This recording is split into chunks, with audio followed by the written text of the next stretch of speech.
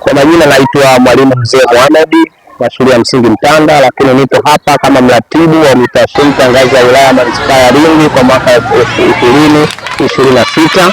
Tuko hapa toka asubuhi ya leo tukiwa tunashindanisha vijana wetu katika michezo mbalimbali ili kufanikisha kupata timu ya wilaya.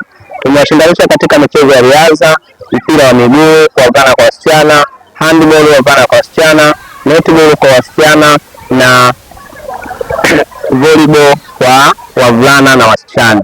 Tumefanikiwa kutengeneza timu yetu ya wilaya manispaa ya Lindi yenye jumla ya wanamichezo 100 kati ya wachezaji 250 ambao walishiriki leo katika michuano hii hapa ndani ya viwanja hivi vya Lulu, lakini kutokana na idadi ambayo tunahitaji vijana 100 wamefanya wengine wabaki, lakini hao 100 ndio watawakilisha manispaa ya Lindi katika mashindano ya UMITASHUMTA ngazi ya mkoa yatakayoanzia tarehe 31 kesho kutwa.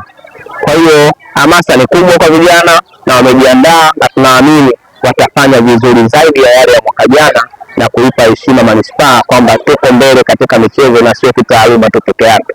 Kwanza kabisa tunamshukuru sana Mwenyezi Mungu kwa kutupa uhai na afya kufikia siku hii ya leo ya tarehe 29 ya mwezi wa 5, ambapo sisi kama manispaa ya Lindi kuelekea mashindano haya ya UMITASHUMTA ngazi ya taifa ambayo yatakuwa yanafanyika mkoani Iringa, tumeunganisha timu yetu leo, ambayo timu hii ilikuwa na vituo kadhaa vya kufanyia mazoezi kwa maana ya hapa Lindi mjini.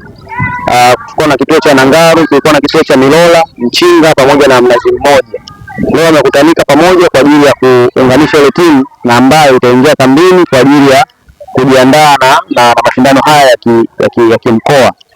Sisi kama manispaa tumejipanga vizuri kuhakikisha kwamba kwanza tunafanya vizuri kwenye mashindano haya, kwa sababu kuna baadhi ya michezo sisi ni mabingwa watetezi. Mfano mchezo wa mpira wa miguu, sisi ni mabingwa watetezi kwa maana mwaka jana 2025 tulikuwa mabingwa wa mkoa, lakini tuliingia fainali kwenye michezo kadhaa. Mfano mchezo wa netball tuliingia fainali na ndugu zetu wa Ruangwa, lakini mchezo wa volleyball tuliingia na ndugu zetu wa Mtama. Hivyo tunataka mwaka huu kwanza tutetee ubingwa wetu wa mpira wa miguu, lakini pia hizi fainali ambazo tulicheza mwaka jana kwamba tunahakikisha tunacheza fainali na mwisho wa siku tunakuwa mabingwa.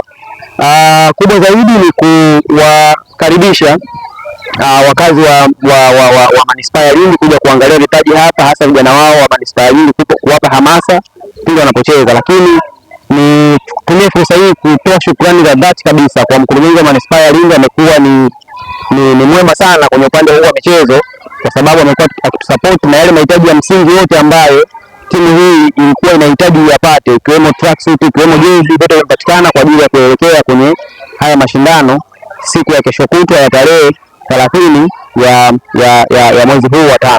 Asante sana.